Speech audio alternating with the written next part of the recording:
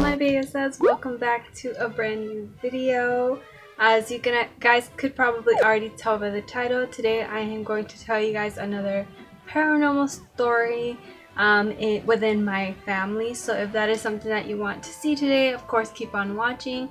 And if you are new here, hi, my name is Brenda. I go by Beyond Belleza. If you would like to join my little community of Bellezas, all you have to do is subscribe down below and turn on your post notifications so you do not miss a new video. Also, do give this video a huge thumbs up if you do end up enjoying it, because it really does help out my channel in various different ways. Now, with that being said, you guys, let's go ahead and get into today's video. Alright guys, so I have been basically pressing my mom for more stories that she has that have to do, you know, with my family or that are within my family. So she finally remembered one from way back when we all first moved to California, like way back in the late 1990s, I think 1997, around that time. And she had actually forgotten about this story because it was actually something that was told to my dad, and then my dad kind of just passed it along to her, like just something like really quickly that she kind of just disregarded. But this is basically about my uncle, and it was based in Los Angeles, and he had been here for a while in California before we had, and he had been bouncing around different areas of California. So this uncle is from my dad's side, so it's his brother, and he goes by Lalo. That's not his real name, but that's what he goes by. And so basically the story that my mom told me was back when we lived not too far from I can't remember the exact area, but it was when we lived there. And so she says that my uncle used to wake up like almost every morning and head down to the beach, and at the beach they have like all these kinds of things that like you could do exercises on, like pull-ups, and they have like those ring things and you can climb up on a rope, and they have all this kind of stuff to work out. And my uncle used to really like working out down there, and he would run on the sand, and you know, he was really fit at that time. I don't know as of now, but that is what she says. And then sometimes he would also come visit us first in the morning, and then he would take my dad with him, and they would go, both of them, to the beach together. And this was like routine for him. He would almost never miss a day unless he had to go do something, or it was like a rest day or whatnot. It was really uncommon for him not to come over, sometimes at least like once a week, to come grab my dad to go work out with him. And so he had just moved into the apartment that was near that beach, and he was living there by himself. It was like a very small, like 1-bedroom apartment. And so my mom says that one day he came over, you know, to pick up my dad for them to go to the beach together, and that he was telling my dad that he had been, you know, really exhausted because he hasn't been getting any sleep in the last 3 days. And he's like, yeah man, like I haven't been able to sleep well, like I'm really exhausted, but he still wanted to go work out. It was like his thing. So the last 3 days he said that he had barely gotten any sleep. And he told my dad that it was because his neighbors, he would wake up at random times in the night hearing like really weird music, and then that they would knock against his wall, and he said that they would knock in like pairs of 3s. And he didn't really think much of it at this time. You know, if you're superstitious, you know that anything that comes in 3s is kind of like something really spooky to hear. So he says that he didn't really think much of it at the time, like when it was first starting to happen. But he said that he would wake up like in the middle of the night, like 2 a.m., 3 a.m. to some weird like music that he didn't know what kind of music it was, and that he would wake up to those knocks, and then he would have to try to go back to sleep.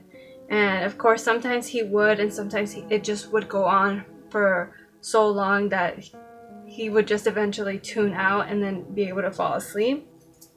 But he was telling this to my dad, and my dad was like, oh, you should complain like to the manager or the lease people, whatever, lease management. And my uncle was telling him that he couldn't do that because the guy who was the manager of these apartment complexes, he was letting him live in this apartment without the proper documents for it. Like, he didn't have any like actual paperwork done for it, and he was just paying like under the table basically. So he felt like he couldn't complain about it, and he's like, oh no, it's fine, like I'm just gonna deal with it, like maybe they'll eventually stop. And so, you know, they end up leaving to the beach and doing their workout, whatever. And after this day, my uncle doesn't come by the house for like 2 weeks. And at first my dad's just like, he's probably has been too tired to go to work out at the beach, so he probably, that's why he hasn't come and picked me up to go work out. And my dad didn't think much of it. And then a few days after that, after the first 2 weeks, my uncle finally shows up, and he comes and talks to my dad again about, he's like, I have to tell you like what's been going on basically, and why he hasn't been coming to pick him up, and he hasn't been feeling well or been working out or anything. So he tells my dad that in those 2 weeks that he's been gone, he has been dealing with these neighbors, and then he finally had enough of it, and he went, and in the nicest way possible, he said that he went to go tell the manager that the neighbors had been keeping him up and they were doing all kinds of noises all night. And so the manager tells him that there's nobody currently living in the complex that's next door to his, and neither end. And he said that they're both empty because they're supposed to be like renovating it at some point or something like that. And so the manager says that he's gonna go check it out anyways, because maybe there's somebody like breaking into these apartments and like squatting there or something.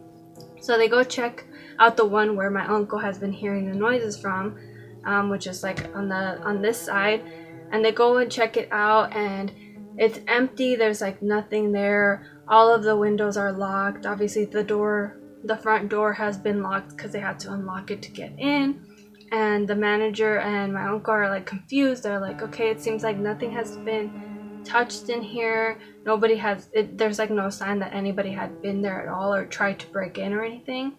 And the manager was like, okay, well, they have to probably be getting in here somehow. Like, has to be some kind of explanation for you hearing noises even though nobody lives here. So he says that he'll keep an eye out on the apartment complex like every day, just to make sure that nobody is, you know, being in there. And so my uncle's like, okay, that's fine. And they go, you know, he goes back into his house, and the manager goes back home. And then the next couple of days after letting the manager know about this, he doesn't hear anything anymore. It's just like silent, and he's been getting like decent sleep. But then he like physically just starts feeling like really low, starts not wanting to go to the beach, and he's just like sleeping throughout the day for the most part, and he doesn't go out or see anyone. He doesn't visit any of his friends or any of his family, and he's just staying at his home for like that entire week. And then the week after that, he again finally hears the music again and the knocks on the wall, and it's like 3 a.m, and he immediately gets up out of bed, and he calls the manager, and the manager doesn't answer the phone. He like calls him a couple times, and then after the manager doesn't pick up, he finally like gives up on it, and then there's dead silence again. He doesn't hear anything. He doesn't even hear anybody maybe trying to get out. And so my uncle decides to go outside of his apartment and go knock on the door, and he's like knocking for a good amount of time to see if he can hear anybody like moving around or trying to, you know, flee basically, because he still thinks that there's actual people, maybe like somebody homeless or something like that, who has been somehow getting in here. So he doesn't hear anything, and then he's just waiting out there for a while just to see if he doesn't hear anything at all. And he eventually finally goes back inside of his apartment, and he stays up the rest of the night because he just can't sleep, and he's listening out to see if anybody's scuffling in there or making any kind of noise. And eventually later in the afternoon, he's just like so exhausted that he falls asleep finally. And when he wakes up again, he calls the manager, and he's like, I heard people in there again, but I stayed up all night and I didn't hear anyone in there. Like, I didn't hear any more noises. So again, the manager comes back to the apartment complex, and he unlocks the door again. And once again, there's no sign that anybody was in there. Everything's well locked.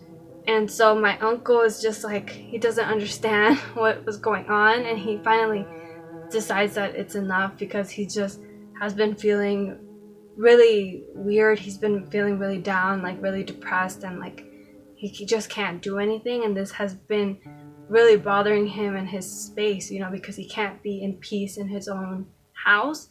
So he starts sleeping at my other uncle's house, who lives like not too far in Los Angeles as well. He goes sleeps with him for a while, crashes at his place until he could find another apartment. And finally, after he's been sleeping at my other uncle's house for a while, he starts feeling better, and he starts finally going out and doing stuff. And then he finally goes back and visits my dad, and then it goes back to the point where he's telling my dad everything that's happened. And he's like, yeah, and that's everything that's been going on for the last 2 weeks. And so I've been staying with our brother, my other uncle. And my dad's like, he's like, oh, I wonder like what could have been going on. Like, it's really weird that you were feeling like this for no reason, and that you guys just couldn't find out what was going on next door. And my uncle just kind of was like, you know, I have no idea what it could have been, but I feel way better now that I'm not living there. And he ended up living at my other uncle's place for like a couple of months, and then he finally found another place to live at.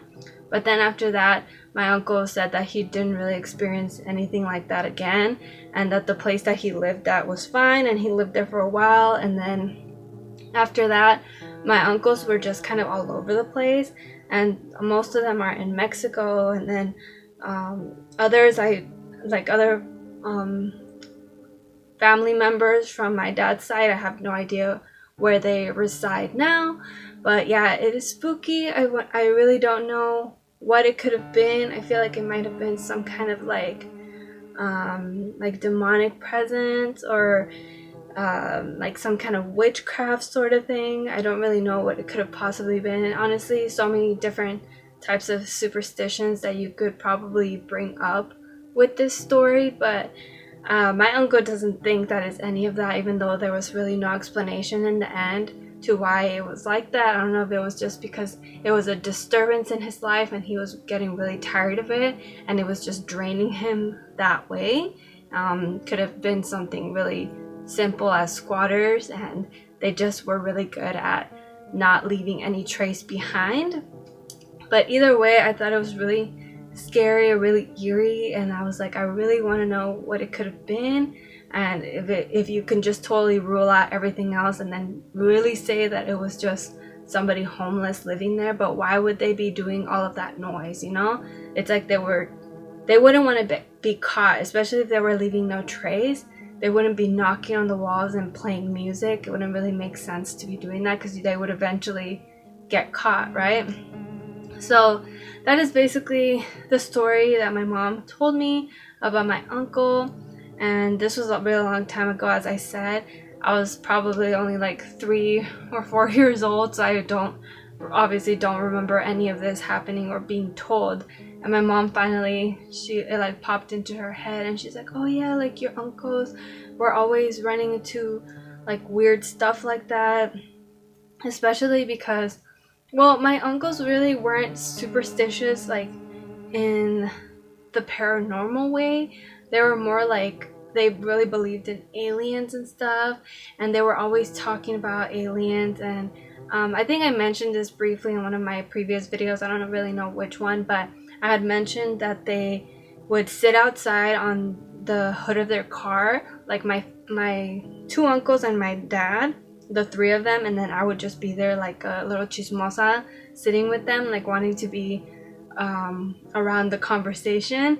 And they would always be looking up at the sky, and then my uncles would be like, oh, like I think that's one, like out of nowhere, because they would be talking about something else and then just like looking around, and then they'll be like, look, I think that's a UFO, like look at the way it's moving, like airplanes don't move like that.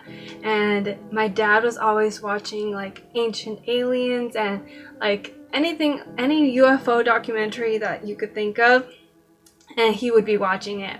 If he wasn't watching 48 Hours or Cops, you know, he was watching something on Telemundo or whatever.